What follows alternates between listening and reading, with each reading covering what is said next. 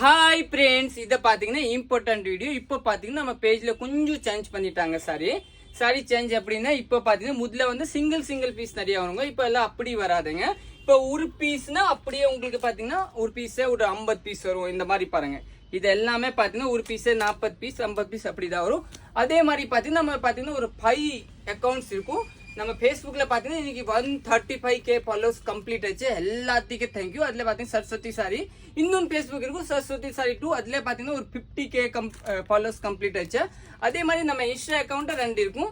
ஒன்று பார்த்தீங்கன்னா சரஸ்வதி சாரி, அதில் ஒரு 86 அந்த மாதிரி K ஃபாலோவர்ஸ் இருக்கும், 86K.